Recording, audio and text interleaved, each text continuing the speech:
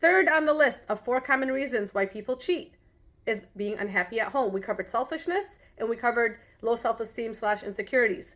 Being unhappy at home is actually the easiest thing to fix if you want to fix it. This is assuming that we are talking about 2 people that are willing to work together. You have to compromise. Remember that list we talked about? When people make a list, that list changes. And I'll get to all of this later because there's so many scenarios. I could talk about it for a year. I'm not going to do it in one video. But that list changes.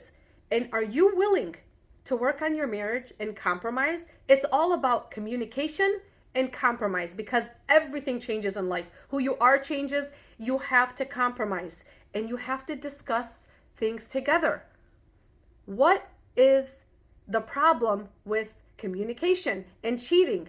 A lot of it is people communicate to people other than their spouse. And this happens the most in workplaces. We're at work so long.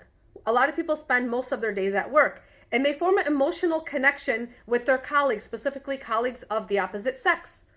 And they unload their frustration to their colleague. And that colleague is all understanding in the moment.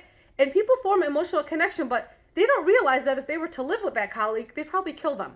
So why are we allowing ourselves to do this? We are not forming boundaries. Your relationship needs boundaries. It needs secrecy. Things that you are unhappy with should only be discussed with your partner.